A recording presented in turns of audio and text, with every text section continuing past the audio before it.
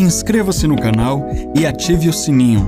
Deixe o seu like e o seu comentário. Compartilhe o vídeo e ajude a espalhar essa mensagem. Este material ainda não existe no Brasil traduzido em língua portuguesa, nem publicado por editora alguma até o presente momento. Esta é uma tradução pessoal para benefício e edificação do corpo de Cristo. Ajude a espalhar esta mensagem.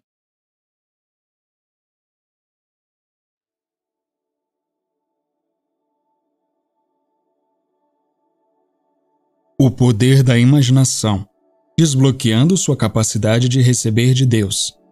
Andrew Wommack. Tradução, adaptação e leitura, Mark Janderson, 2023. Esta é uma tradução exclusiva do canal Verdade da Palavra. Introdução. A imaginação é o dínamo, a fonte de energia da vida, mas a maioria das pessoas não entende sua importância. Elas não entendem que Deus construiu a imaginação em nossa constituição. O Salmo 103, versículo 14 diz: "Pois Ele conhece a nossa estrutura, lembra-se de que somos pó." A mesma palavra hebraica que foi traduzida como estrutura neste versículo foi traduzida como imaginação ou imaginações 5 vezes no Antigo Testamento. Gênesis 6:5, Gênesis 8:21, Deuteronômio 31:21, 1 Crônicas 28:9 e 1 Crônicas 29, versículo 18. A imaginação é a moldura ou espinha dorsal de nossa existência. É a porta de entrada para o nosso potencial e afeta a maneira como vemos a vida. Provérbios 23, versículo 7. Mas as pessoas reduzem a imaginação ao reino da fantasia infantil. Elas subestimam a influência dela em suas vidas e tentam receber de Deus sem primeiro ativar sua imaginação. Quando Jamie e eu começamos no ministério, o Senhor nos deu uma visão de alcançar multidões, de tocar pessoas em todo o mundo. E embora soubéssemos que essa era a vontade de Deus para nossas vidas, havia muito pouca evidência sugerindo que isso aconteceria. As pessoas nem iam às nossas reuniões aos milhares. Nós lutamos para encontrar tração. Foi frustrante. Então, em 2002, o Senhor falou comigo a partir do Salmo 78 e me disse que eu o estava limitando pelo meu pensamento pequeno. Veja bem, embora eu conhecesse a vontade de Deus para a minha vida, não conseguia me ver fazendo isso. Eu não conseguia me ver diante de milhares de pessoas ou influenciando milhões na televisão. Não conseguia imaginar pessoas falando o meu nome ao mesmo tempo que outros ministros que impactaram o mundo.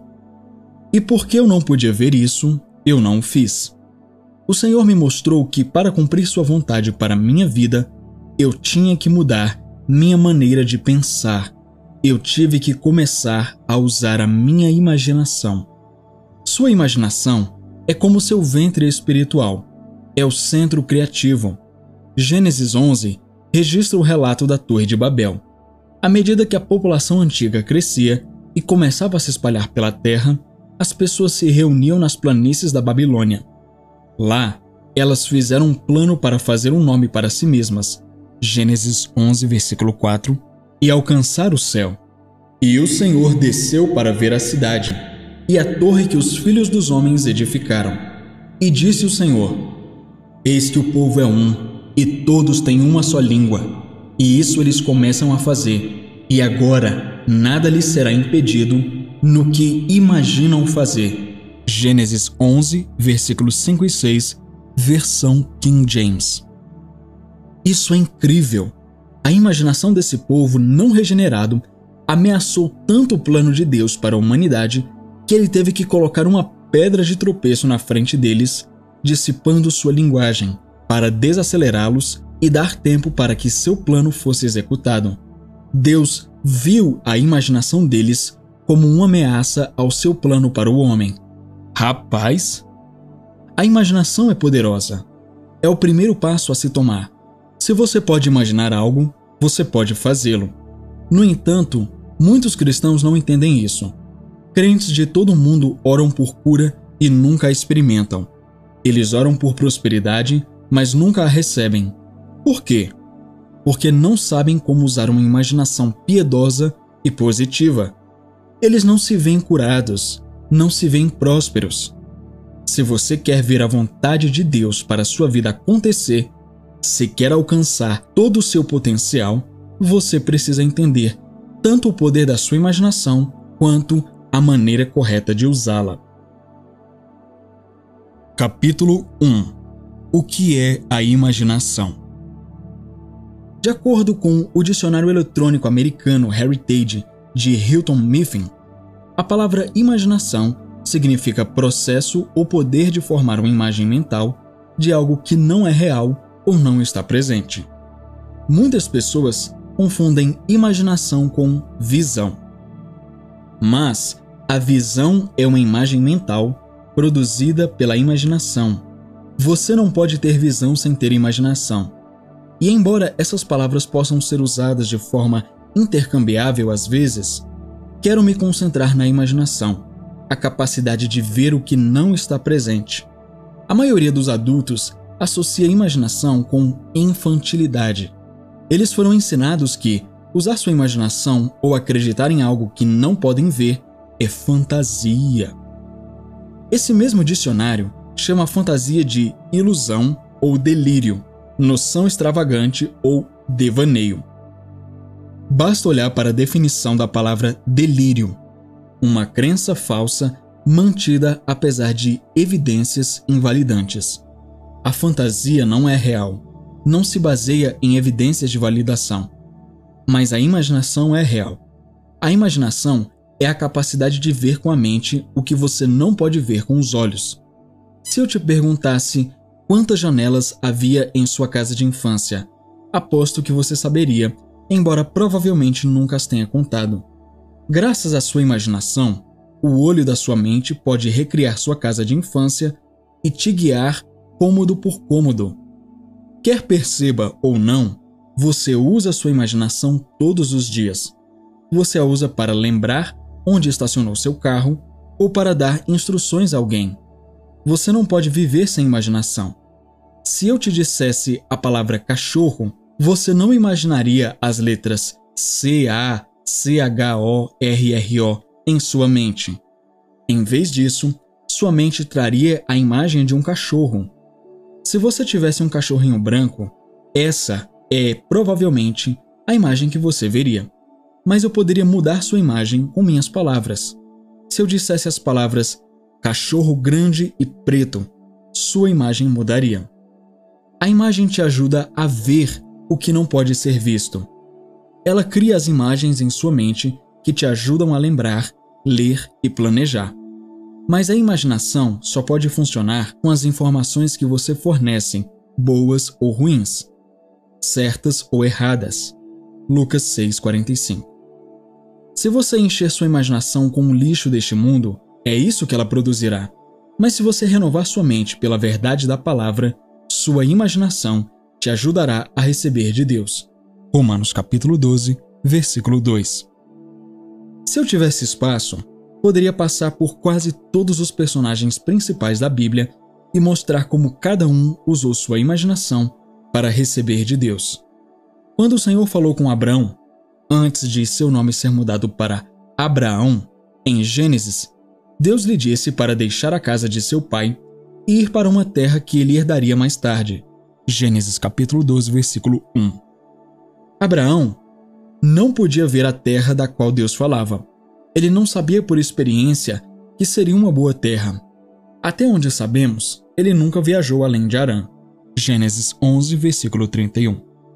Então, por que Abrão deixou tudo o que sabia? Acredito que foi porque as palavras do Senhor envolveram sua imaginação.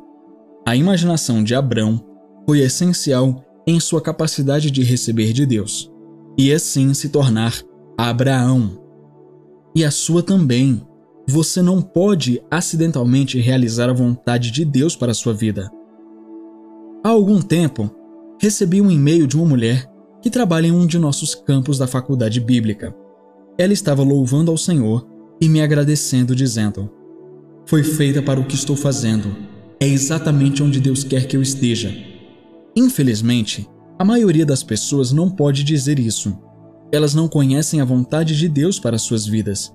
Elas não têm uma visão, uma imagem mental de seu futuro. São como a água, apenas seguindo o fluxo, seguindo o caminho de menor resistência. Mas qualquer peixe velho, mesmo morto, pode flutuar rio abaixo. Quando o Senhor falou com Abrão, ele disse para ir. Abrão não sabia para onde estava indo. Ele não sabia como seria a vida fora de Harã, mas começou assim mesmo. Abrão teve uma visão de uma herança melhor do que a que Ur ou Harã poderiam fornecer, e enquanto ele buscava o Senhor, a imaginação de Abrão começou a trabalhar. Enquanto viajava pela terra, Abrão se viu possuindo-a. Ele viu seus descendentes morando lá. Sua imaginação produziu uma visão que se tornava cada vez mais clara à medida que se afastava de Ur. Acredito que é por isso que o Senhor deu a Abrão a promessa de que sua semente seria tão numerosa quanto o pó da terra.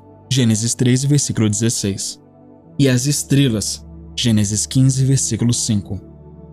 Todos os dias, Abraão tinha pó nos pés e todas as noites olhava para as estrelas. Essas coisas mantinham a promessa de Deus constantemente à sua frente e ajudavam a aguçar sua imaginação. A visão de Abraão foi como um roteiro para sua vida. A maioria dos cristãos não tem uma visão clara para suas vidas. Eles não podem ver a vontade de Deus. Mas, em vez de buscar o Senhor e engajar sua imaginação, como Abraão fez, eles deixaram que as circunstâncias da vida os empurrassem. Deixam uma boa igreja e o sistema de apoio de amigos e familiares para se mudarem pelo país por um aumento de $100. Gastam milhares em medicamentos que os ajudam a lidar com doenças e enfermidades. Eles hipotecam seu futuro para comprar barcos que não usarão e televisores extras de que não precisam. Se contentam com menos do que o melhor de Deus. Provérbios 29, versículo 18 diz: Onde não há visão, o povo perece. A visão ou a imagem produzida em sua imaginação te dá a esperança para o futuro. Sem isso, você nunca cumprirá o plano de Deus para a sua vida. As circunstâncias te desviarão, as dificuldades te roubarão e você desistirá. Nos 50 anos desde que Deus chamou Jamie e eu para o ministério, houve muitas oportunidades para desistirmos. Lidamos com a pobreza e a calúnia e perdemos relacionamentos, mas a visão nos manteve. Quando fui cuspido e ameaçado com uma arma, quando as pessoas mentiram sobre mim, quando as pessoas chamaram o ministério de seita, seria fácil dizer: isso não vale o esforço. Em vez disso, deixo minha visão me motivar. Eu me encorajei, concentrando-me no que Deus me disse para fazer, e agora está valendo a pena. A visão de uma pessoa irá sustentá-la quando tudo ao seu redor parecer contrário. Você tem uma visão? Uma imagem cheia de esperança do futuro? Essa imagem combina com a imagem de Deus para você? A boa notícia é que, independentemente das decisões que você tomou ou do quão longe você se encontra, Deus é melhor do que qualquer sistema GPS. Se você fez uma curva errada ou saiu do caminho, Ele pode te colocar de volta na rota. Mas você vai precisar do poder da sua imaginação. Capítulo 2. O elo perdido. Sua imaginação é responsável por criar o roteiro que sua vida segue. Quer você perceba ou não, sua vida é exatamente do jeito que você imaginou que seria. Provérbios 23, versículo 7 diz que, como um homem pensa em seu coração, assim ele é. Se você se vê pobre, não importa quantos zeros tenham no seu salário, sua carteira sempre terá mais teias do que dinheiro. Se você se sentir uma vítima ou oprimido, sempre haverá alguma pessoa ou circunstância te impedindo de alcançar seus objetivos. Você pode saber que Deus quer você bem e próspero. 3 João, versículo 2. Você pode até estar orando por isso, mas se você não puder se ver como Deus te vê, você nunca experimentará o melhor dele. Anos atrás, veio trabalhar para nós uma mulher que havia sido abusada pelo marido. Embora ela tivesse saído daquela situação, ela temia os homens. Todos os homens. Em sua mente, os homens eram maus e não eram confiáveis. Para ela, tudo que os homens faziam era uma tentativa de controlá-la ou manipulá-la. Essa mulher deixou que as circunstâncias de seu passado pintassem uma imagem distorcida da realidade. E ela filtrou cada interação através daquela foto. Sua imaginação estava fora de controle e isso lhe custou caro. Sua imaginação é o fator dominante de controle em sua vida. Ela funciona como um regulador em um carro. Alguns veículos possuem recursos de segurança integrados chamados reguladores. Um regulador controla a velocidade de um carro. Quando o motorista define o limite de velocidade definido em seu carro, o regulador entra em ação para restringir a quantidade de ar e combustível que o motor recebe. Não importa o que o motorista faça, ele não pode ultrapassar esse limite. Sua imaginação funciona da mesma maneira. Mas ao contrário de um carro, o fabricante não define os limites da sua imaginação. Você define. Um bom amigo meu cresceu com um pai mau e raivoso. Viver sob o teto de seu pai era opressivo. Ele me contou uma vez como seu pai usava carros para peças. Eles provavelmente tinham 50 carros de sucata estacionados em sua fazenda a qualquer momento e seu pai tirava peças de um para consertar outra coisa. Toda vez que meu amigo ajudava a consertar os carros, seu pai dizia: "Você é muito estúpido. Não consegue nem enroscar uma porca em um parafuso." Depois de anos ouvindo essa mensagem, tornou-se uma profecia autorrealizável na vida do meu amigo.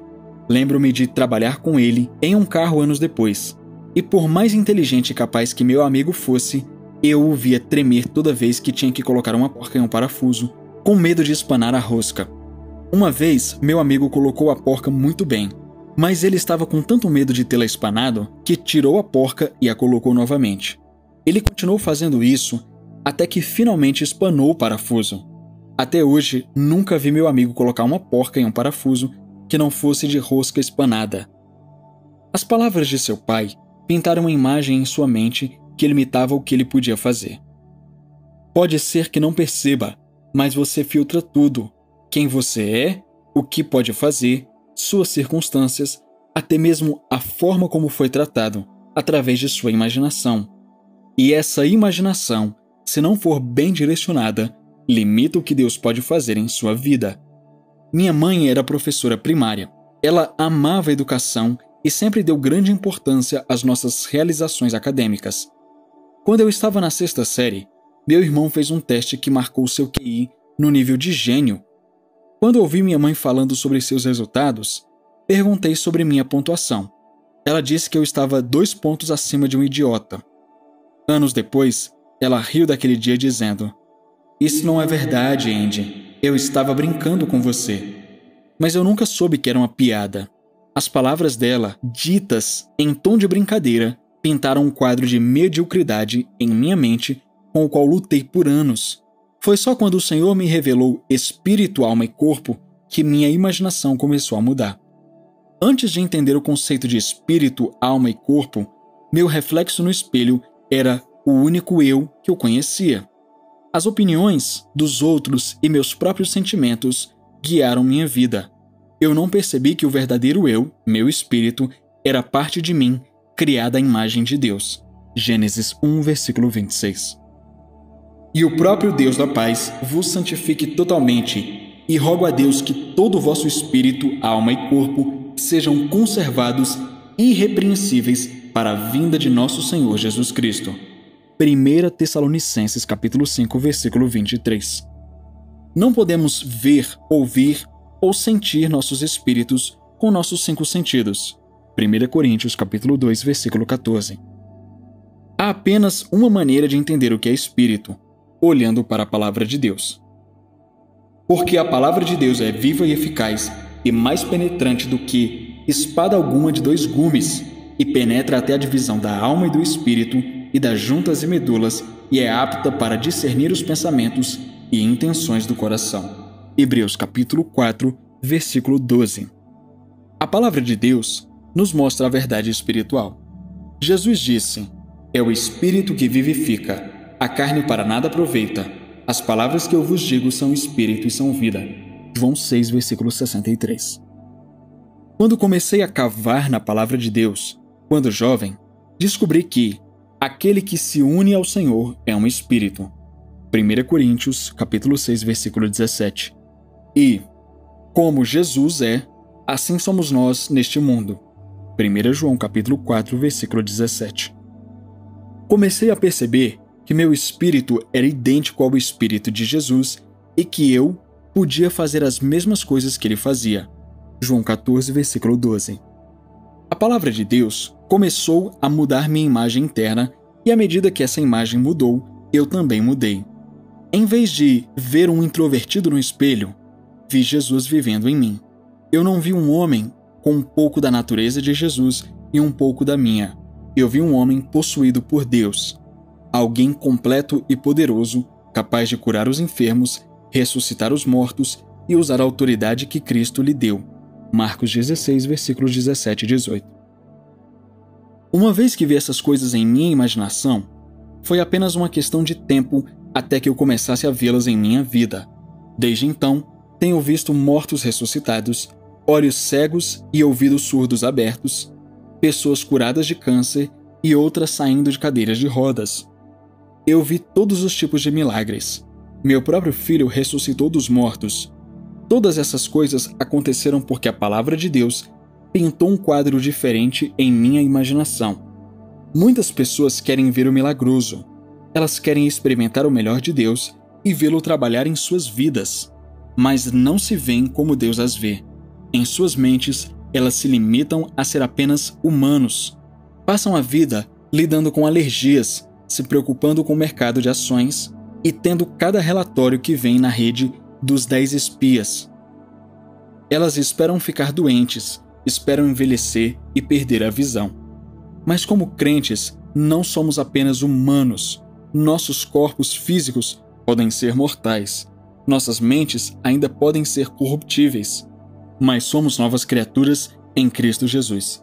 2 Coríntios 5,17. O mesmo Espírito que ressuscitou Cristo dentre os mortos está vivendo em nós. Em nosso espírito, somos puros e santos, cheios do poder de Deus. 1/3 de nós é o Espírito Santo de parede a parede. Romanos 8, versículo 11. E se escolhermos crer, nossos espíritos dominarão, superando o que acontece no reino físico. Mas primeiro, precisamos mudar nossa imaginação. Anos atrás, John D. Lake, um conhecido ministro de cura, no início de 1990, contou uma história de sua experiência na África do Sul durante um surto de peste bubônica. As pessoas adoeciam e morriam como moscas, mas ninguém enterrava os mortos. Todos estavam com medo de contrair a doença mortal. Todos, exceto Lake. Lake trabalhou diligentemente durante a praga, enterrando várias pessoas por dia, até que um nativo britânico, com suprimentos e médicos, finalmente chegou. Depois de observar Lake, um dos médicos perguntou como ele estava se protegendo da infecção. Lake respondeu que a lei do Espírito da vida em Cristo Jesus era sua proteção e que nenhum germe jamais se ligaria a ele. Poucas pessoas diriam isso. Elas simplesmente não podem ver isso, mas Lake sim. Quando ele declarou que nenhum germe poderia tocar seu corpo e continuar vivo, os médicos riram. Eles não acreditaram nele. Então, Lake propôs um teste. Ele disse a um médico para coletar saliva de um dos mortos e colocá-lo sob um microscópio. Como esperado, germes vivos cobriram o slide. Lake sugeriu que colocassem esses germes em suas mãos e olhassem novamente. Os médicos o fizeram, e o que viram o surpreendeu. Quando os germes tocaram a pele de Lake, morreram instantaneamente. Você sabia que esse mesmo poder é prometido a todo crente? Salmos 91, versículo 10 diz: "Nenhum mal te sucederá, nem praga alguma chegará à tua tenda." Qualquer um que creia nas promessas do Salmo 91 e as confesse com fé, Salmos 91, versículo 2, pode ter a mesma proteção contra pragas que John D. Lake teve, mas a maioria dos cristãos nunca experimenta esse tipo de resultado porque fica mais impressionado com o que ouvem no noticiário do que com o que ouvem no púlpito. Eles ficam mais comovidos com o que o médico diz do que com o que Deus diz. Em vez de sua imagem interior vir da luz da palavra de Deus, ela vem da luz de um aparelho de televisão. A maioria dos cristãos se limita à experiência do mundo. Eles não permitem que a palavra de Deus mude sua imaginação. Quando o Senhor falou comigo em 2002, logo após os ataques terroristas às Torres Gêmeas, e me disse que eu o estava limitando, chamei minha equipe e disse: não sei quanto tempo leva para mudar essa imagem no meu interior, mas vou mudá-la. Vou fazer o que Deus me chamou para fazer. Embora tudo na natureza gritasse que a expansão durante esse período era impossível, fiquei chocado com a rapidez com que nosso ministério começou a prosperar. Durante este tempo, ninguém estava assistindo televisão cristã. Ninguém estava dando aos ministérios cristãos. A atenção de todos foi atraída pela notícia. Todos os ministérios de televisão que eu conhecia sofreram. Os ministérios para-eclesiásticos reduziram seus orçamentos. Então, sem aviso, antes que eu pudesse entregar alguma coisa aos meus parceiros, antes que eu pudesse fazer qualquer coisa além de mudar minha imaginação, nossa renda dobrou. Era como se houvesse uma represa no reino espiritual, retendo todas as bênçãos que Deus queria me dar. Deus estava providenciando. Ele estava cumprindo fielmente sua palavra. Mas algo havia interrompido o fluxo. Quando liguei minha imaginação e mudei minha imagem interna, aquela barragem se rompeu. E assim como Deuteronômio 28, versículo 2 promete, uma inundação da provisão de Deus me alcançou. Você pode ler mais sobre minha experiência pessoal em mudar minha imaginação em meu livro Não Limite a Deus. Você que está me ouvindo, ouvinte, se vocês quiserem que eu também traga a tradução desse livro, que até o presente momento não existe no Brasil, deixa aqui nos comentários, mas comenta bastante. Não uma única vez, comentem bastante, que eu posso trazer esse livro aqui também. Prossigamos. Opa, e aí, tá gostando do vídeo?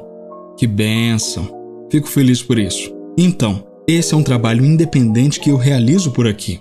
E existem muitos excelentes materiais que ainda não estão disponíveis em português, que não foram traduzidos nem mesmo por editoras de livros. E o meu objetivo é pegar cada um deles e traduzir justamente para edificar o corpo de Cristo. Mas nem sempre eu encontro esses materiais de forma gratuita. Muitas vezes eu tenho que comprar para poder traduzir. E aí é que entra a sua parte nesse papel. Essa obra eu realizo praticamente sozinho. Aqui somos eu e o Espírito Santo. Então, é por isso que é muito importante a sua contribuição nesse trabalho. Através da sua contribuição, eu posso investir em recursos para o canal, como equipamentos e até mesmo esses materiais. Sejam materiais do Pastor Chris, Charles Capps, Kenneth Hagin e muitos outros homens de Deus que receberam grandes revelações, mas infelizmente ainda não está disponível em português. Como, por exemplo, Andrew Wommack, que está vindo por aí no canal. Então, a chave Pix é essa que está aparecendo aí na sua tela. Você semear nessa obra significa que você também está semeando no reino e contribuindo para que o reino de Deus se espalhe, não só no Brasil, mas também em outros países de língua portuguesa, como Portugal, Moçambique e Angola. Então, contribua com o que você puder. Fique à vontade para contribuir, porque assim nós poderemos fazer muito mais pelo reino e espalhar a verdade da palavra. Cada pessoa que enviar a sua contribuição, geralmente o nome dela aparece junto com o Pix. Então, eu também estarei orando especificamente por cada pessoa que ajudar como um mantenedor dessa obra. Ah, e caso você esteja fora do país e não haja Pix no país onde você mora, você pode fazer uma transferência através do PayPal. O e-mail do PayPal está aqui abaixo no primeiro comentário fixado.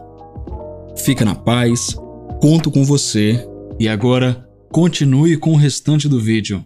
E lembre-se de deixar o seu like, o seu comentário e compartilhar com mais alguém que você conhece e que sabe que precisa ouvir essa mensagem. Capítulo 3 – Visão delimitada. Este conceito de imaginação não deve ser um território estrangeiro para os cristãos. Lidamos com coisas invisíveis o tempo todo. Cremos em um Deus e em um céu que nunca vimos. Apostamos nossa eternidade nas palavras de um livro antigo e cremos que um homem que nunca conhecemos pagou o preço por nossos pecados 2000 anos antes de nascermos. Para a mente natural, isso parece loucura, mas é verdade. Eu estava escutando rádio recentemente e ouvi um apresentador de talk show discutindo uma questão moral com seu público. Um de seus ouvintes ligou para contestar o que estava sendo dito. A Bíblia diz... O ouvinte começou, mas o apresentador do programa interrompeu. Não estamos lidando com a Bíblia, estamos lidando com a realidade. Não queremos ideias ou crenças, queremos realidade. Fiquei tão bravo que comecei a gritar no rádio. A Bíblia é mais real do que qualquer coisa que você possa ver, provar, ouvir, cheirar ou sentir. O mundo físico, que a maioria das pessoas chama de realidade, foi criado pelo espiritual. Hebreus diz: pela fé, entendemos que os mundos foram formados pela palavra de Deus, de modo que o que se vê não foi feito do que se vê. Hebreus capítulo 11, versículo 3.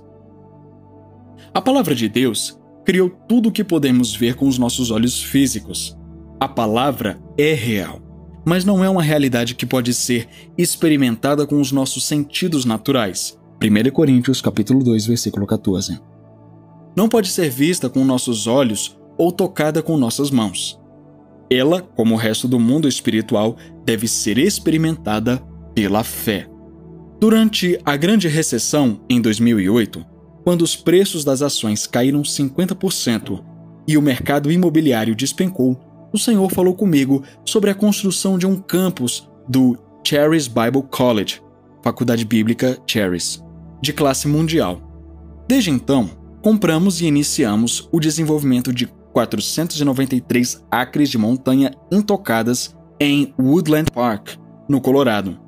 Gastamos mais de 70 milhões de dólares acima das minhas despesas normais, construindo um prédio de 70 mil pés quadrados chamado The Burn para abrigar nossas salas de aula da Charis e um prédio de 140 mil pés quadrados que inclui um auditório de 3.200 lugares, nossa central telefônica e nossos escritórios da Charis. E renovamos outro prédio de 60 mil pés quadrados na propriedade para nossos escritórios AWM e estúdio de televisão. Tudo isso foi feito sem dívidas. Enquanto todo mundo estava lutando e mal conseguindo sobreviver durante a Grande Recessão, estávamos prosperando, estávamos construindo. Não há explicação natural para isso. Nós não pegamos um empréstimo ou usamos fundos de investidores. Não tínhamos uma grande quantidade de economias para sacar. Tudo o que tínhamos era a palavra de Deus. Deixamos a palavra de Deus pintar um quadro do que era possível, do que poderíamos fazer, e esse quadro se tornou tão claro e tão forte que não pudemos mais viver fora dele. Nós nos tornamos pessoas de visão delimitada na busca da vontade de Deus. Veja, fé e imaginação trabalham de mãos dadas. Você pode ficar tão focado, de visão delimitada, nas Escrituras que não consegue ver nada contrário a elas. Isso é uma coisa positiva. Anos atrás, meu conselho me enviou ao médico para um exame de estresse. A apólice de seguro que estávamos solicitando exigia uma. Quando o médico começou a me preparar para a esteira, sua enfermeira perguntou se eles poderiam raspar o cabelo de meu peito para dar aos eletrodos um lugar para colar. Você não pode depilar meu peito, eu disse. Isso é cabelo virgem, nunca foi tocado. Eles honraram meu peito e tentaram colar essas coisas no meu peito sem raspar. Mas cerca de 3 minutos depois do teste, elas começaram a cair. Para terminar, eu tinha que segurar 2 eletrodos. A enfermeira segurava 2 e o médico segurava mais 2. Quando terminei de correr, o médico examinou meus resultados. Então ele começou a grunhir e escrever no meu gráfico. Quando ele finalmente olhou para mim, disse: "Aqui está o exame de um médico que eu conheço. Ele é um especialista. Eu quero que você vá até lá e faça o exame imediatamente. Podemos admiti-lo no hospital para uma cirurgia de coração aberto antes que o dia acabe." Fiquei chocado. Não me senti doente. A única razão pela qual fui ver o médico foi por causa dessa apólice de seguro. Como eu poderia precisar de uma cirurgia de coração aberto? Enquanto me sentava ali por um segundo, olhando para o médico, comecei a pensar na imagem de saúde e força que a palavra de Deus havia pintado dentro de mim. E eu disse a ele: "Isso é uma mentira. Eu não acredito nisso. Olhe novamente para esse laudo e me diz que eu tenho um problema de coração." O médico apenas olhou para mim. Acho que ele não estava acostumado com as pessoas o chamando de mentiroso. E disse: "Bom, isso não significa que você tem um problema cardíaco. Apenas diz que houve uma anormalidade durante o exame. Pode não ser nada, mas pode ser algo sério. Precisamos fazer o exame." Ele não pensou no fato de que aqueles eletrodos estavam caindo do meu peito. "Não foi isso que o Senhor me disse." Eu respondi bravo: "O Senhor me disse que eu poderia ter que fazer uma cirurgia de coração aberto antes que o dia acabe. O Senhor mentiu para mim." "Tudo bem," disse ele, rasgando o papel. "Você está por sua conta. Agora saia daqui." Mais tarde naquele dia, a caminho de casa, o carro de uma mulher deu PT. O carro estava bloqueando a estrada, então eu saí e o empurrei para a saída mais próxima. Eu o empurrei morro acima e virei a esquina sozinho. Nada mal para um cara que deveria fazer uma cirurgia de coração aberto no mesmo dia, não é mesmo? Meu ponto é, a palavra de Deus tem o poder de mudar o que você vê. Meu pai morreu quando eu tinha 12 anos. Ele tinha problemas cardíacos. Na verdade, ele morreu 2 vezes, uma em 1952 e outra em 1962. Na primeira vez que ele morreu, o hospital o declarou morto, cobriu-o com um lençol e o colocou em uma maca no corredor. Eram cerca de 2 horas da manhã. Nosso pastor em casa estava liderando uma reunião de oração por ele durante toda a noite. No mesmo momento em que o enfermeiro veio empurrar meu pai para o necrotério, nosso pastor se levantou em casa e disse: "Ou Deus fez o que disse e o curou, ou ele está morto. De qualquer forma, terminei de orar e estou indo para casa." A próxima coisa que alguém sabia, meu pai ressuscitou dos mortos. Ele chutou o lençol e o enfermeiro molhou as calças bem no meio do corredor do hospital.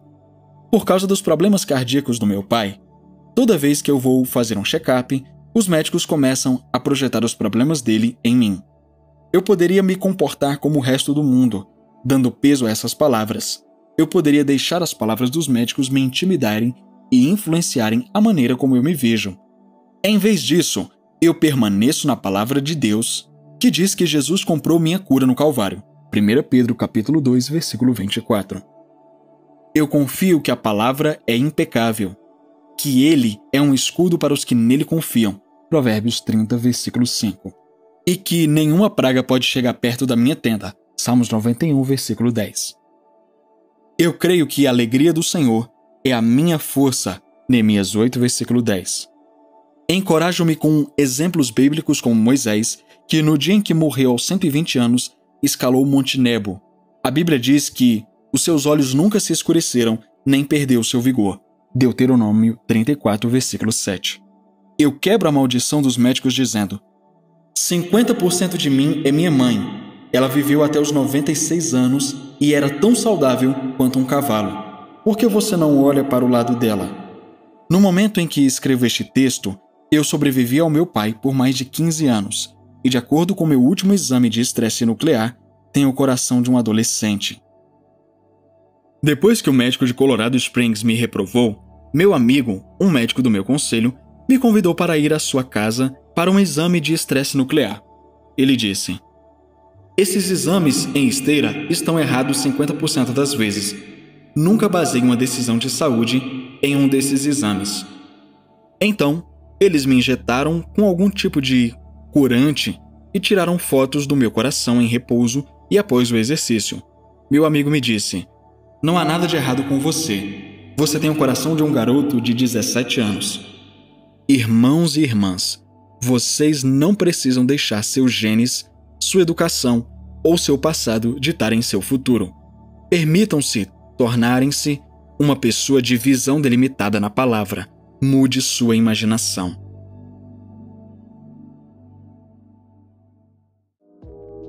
Que bom que você chegou até o final. E aí, já conferiu sua inscrição no canal? Já ativou o sininho? Se você ainda não é inscrito, não perca o seu tempo e se inscreva agora. Também deixa o seu like porque isso ajuda muito o canal e faz com que esse conteúdo alcance mais pessoas. Obrigado pela sua presença aqui e até a próxima. Tchau!